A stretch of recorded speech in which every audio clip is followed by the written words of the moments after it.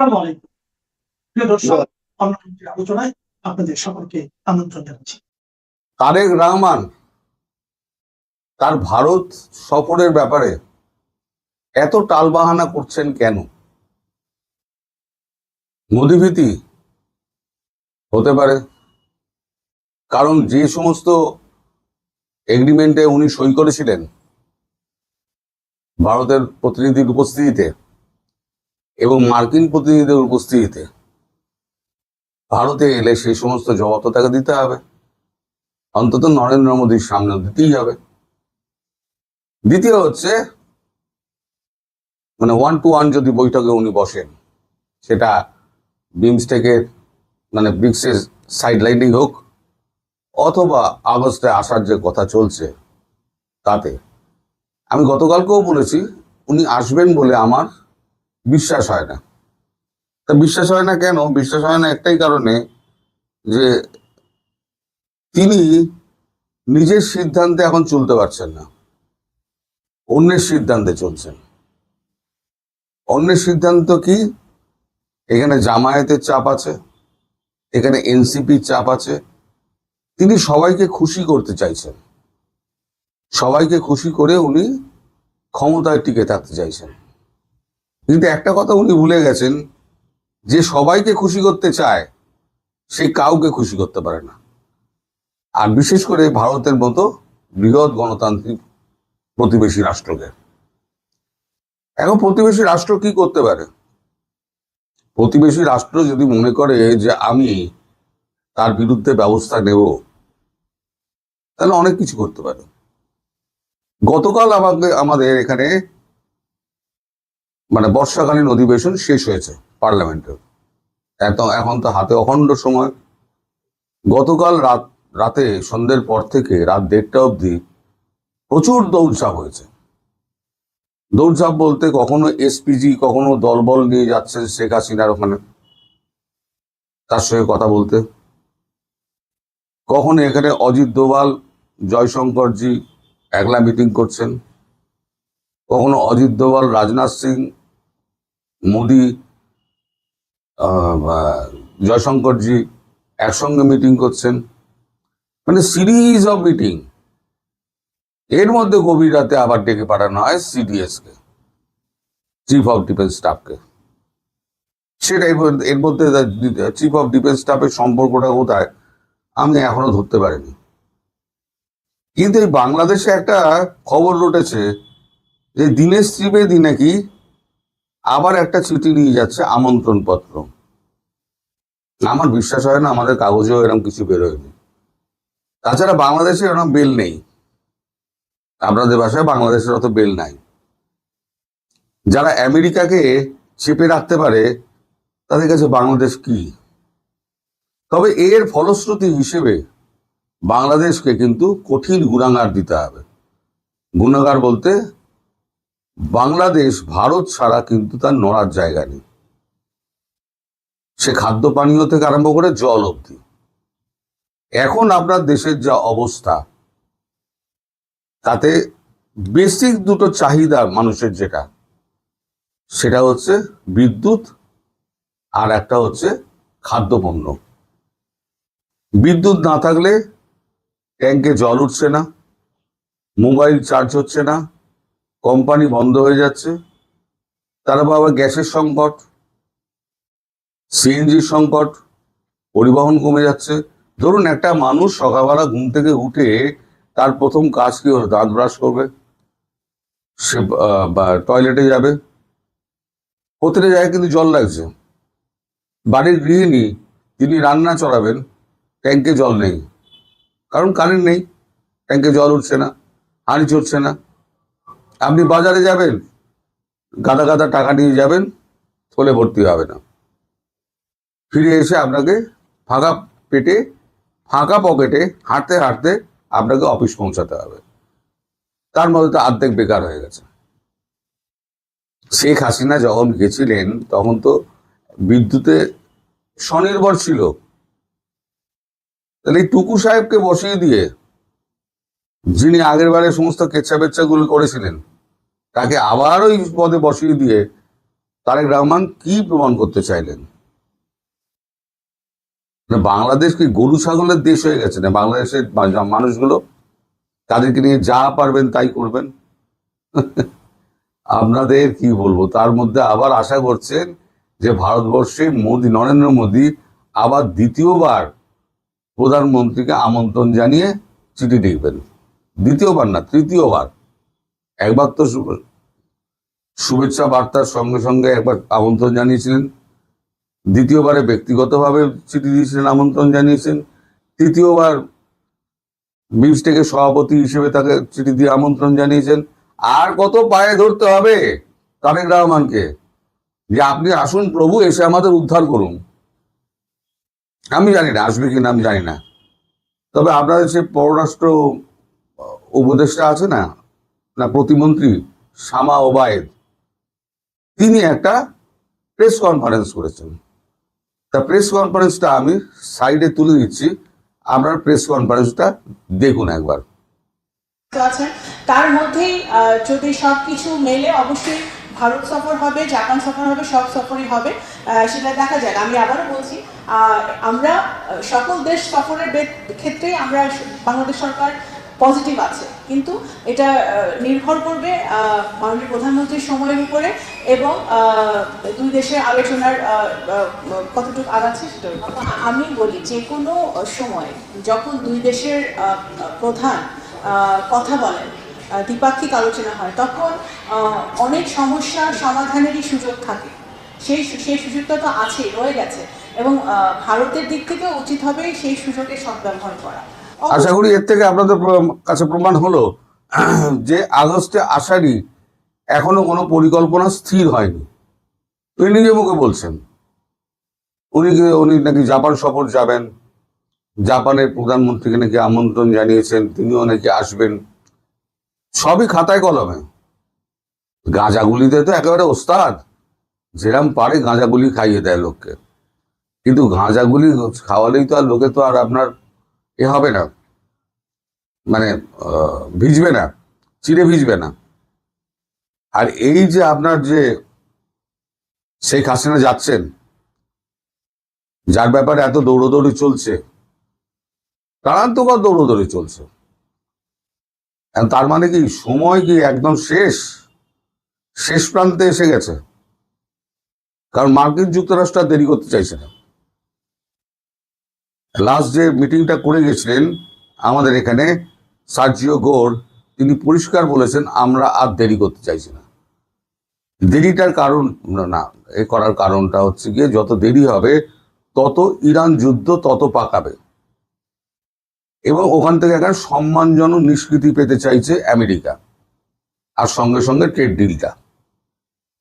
এখন ভারত ছাড়া কে করবে? ভারত রাশিয়ার বন্ধু, চীনকে তো চীন তো আমাদের সাহায্য করবে না। রাশিয়া যদি চীনকে বলে তাহলে চীন কিন্তু চুপ করে যাবে, অস্ত্র সাহায্য করবে না। কিন্তু আবার ওদিকে ইউক্রেনকে বন্ধ করতে হবে, সেটা ওরা বলেছে, আমেরিকানরা বলেছে যে না, আমরা ইউক্রেনের সাহায্যটা আমরা বন্ধ করে দেবো। তাহলে কি হলো? এদিকে ইরান যুদ্ধটা থেকে পিসফুলি বেরিয়ে এলো, সম্মানজনক একটা সেফ এক্সিট পেল। আর একটা হচ্ছে ইউক্রেন থেকে মানে ওদেরকে বেরিয়ে যাওয়া, আমেরিকার বেরিয়ে যাওয়া, ইউরোপের অর্থ সাহায্যটা কেটে দেওয়া। তাহলে আমি বলেছিলাম জেলেনস্কি যেরকম পালাতে হবে, একেও লন্ডন পালাতে হবে। কারণ পাবলিক আস্তে আস্তে পাবলিকের মুড যে ঘুরছে, এখন তো প্রকাশ্যে বলছে যে আমাদের সময়তে শেখ হাসিনা যখন ছিলেন তখন আমরা অনেক ভালো ছিলাম।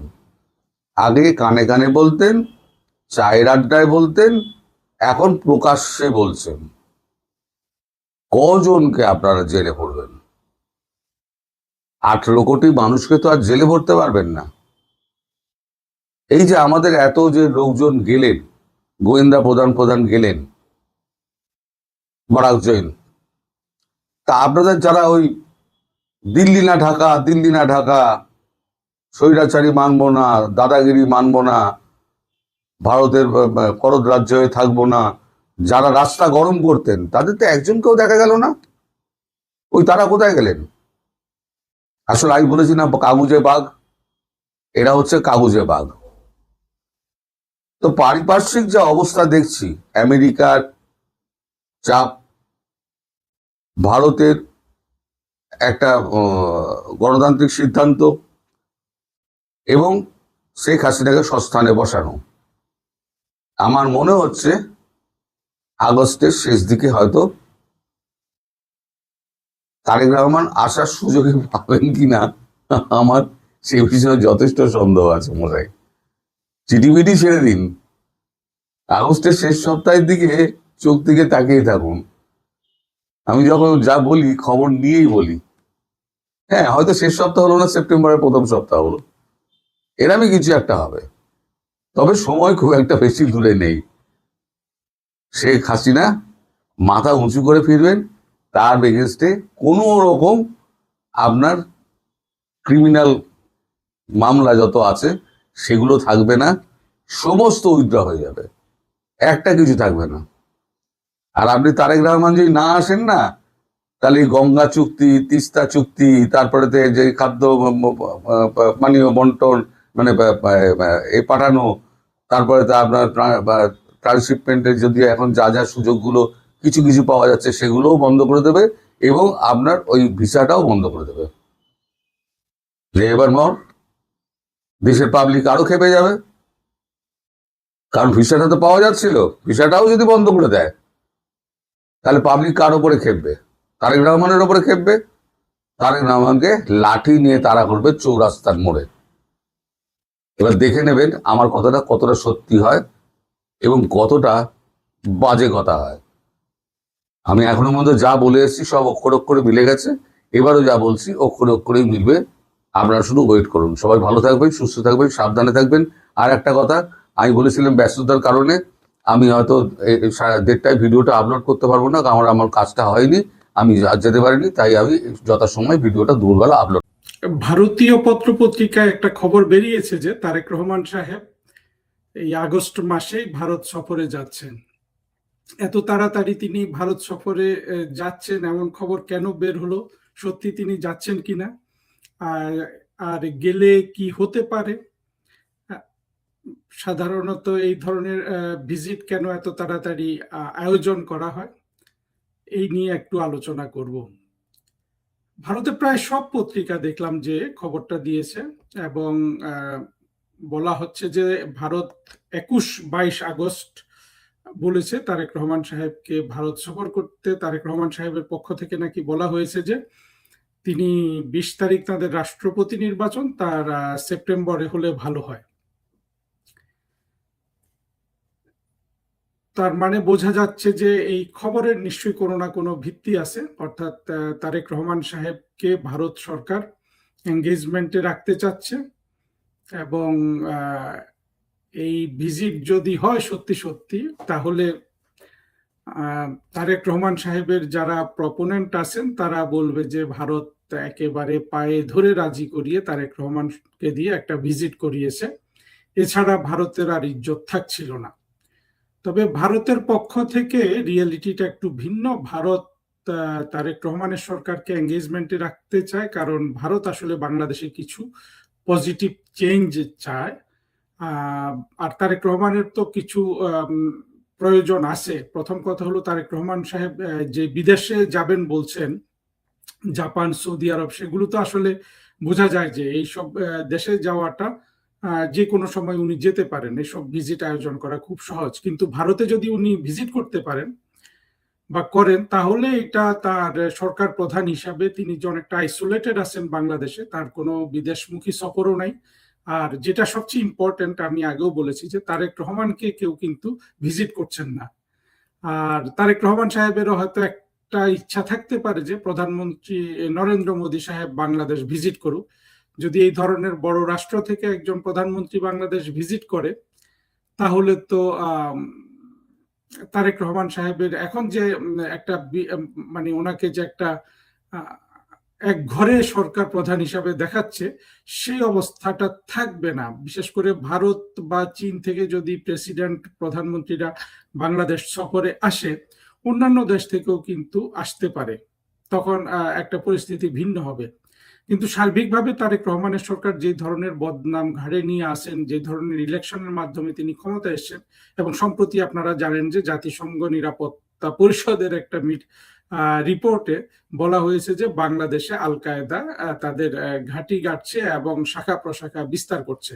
সব মিলে আসলে তারেক রহমান সরকারের জন্য এইসব কোনোটাই ভালো খবর নয়।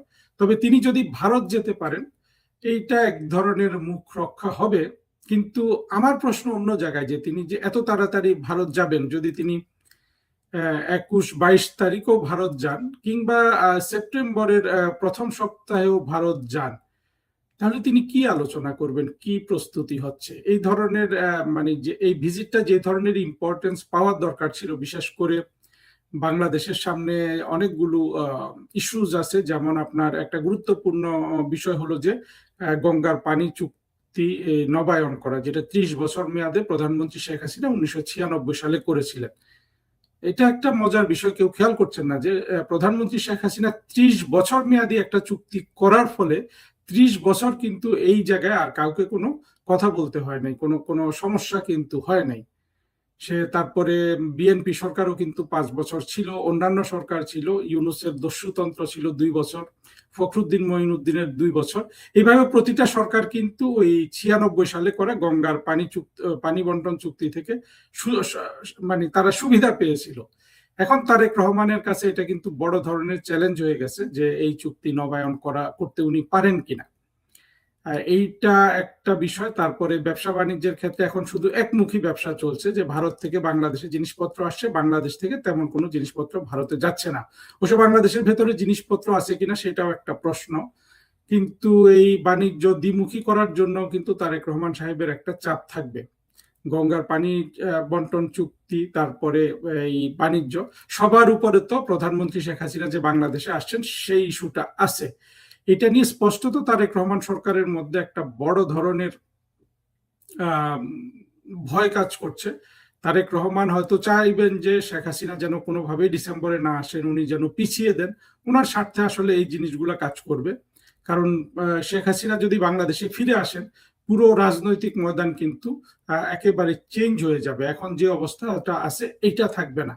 ফলে তারেক রহমানের জন্য এইটাও কিন্তু একটা বড় ইস্যু আছে। এই 3টা ইস্যু তো তাকে আলোচনা করতেই হবে ভারতের সাথে।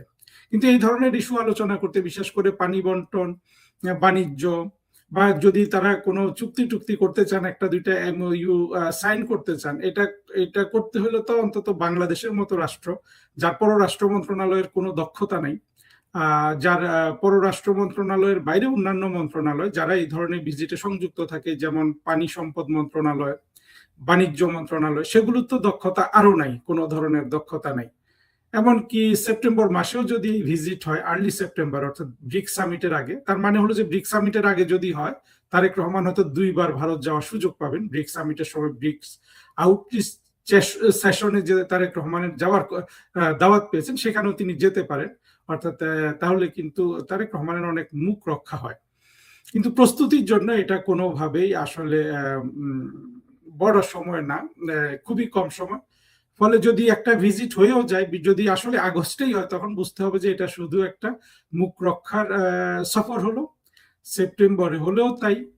এবং তারেক রহমানের যদি উনি যেভাবে বর্তমান অবস্থাটা তৈরি করেছিলেন, এর আগে তিনি কি অবস্থা তৈরি করেছিলেন সার্বিকভাবে, যে এই যা আপনাদের মনে আছে কিনা, যে তারেক রহমান সরকার পররাষ্ট্র মন্ত্রণালয়ের মাধ্যমে একটা পাবলিক স্টেটমেন্ট করেছিল অত্যন্ত কড়া ভাষায়, যে শেখ হাসিনাকে গালিগালাজ করে, যখন প্রধানমন্ত্রী শেখ হাসিনা ভারতের আগস্ট মাসের 5 তারিখ আন্তর্জাতিক মিডিয়ার উদ্দেশ্যে বক্তব্য দিলেন যে তারেক রহমানের সরকার প্রধানমন্ত্রী শেখ হাসিনাকে খুনি, মাফিয়া,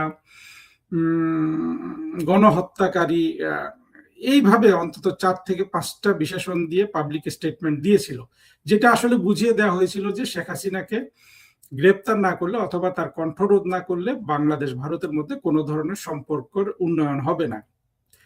এখন তারেক রহমান সরকার যদি আগস্টেই যান, আর ভারত সরকার তো দুটোর কোনো প্রতিশ্রুতি দিবে না, দেয়ও নি, যে শেখ হাসিনাকে গ্রেপ্তারও করা হচ্ছে না, শেখ হাসিনার কণ্ঠরোধও করা হচ্ছে না।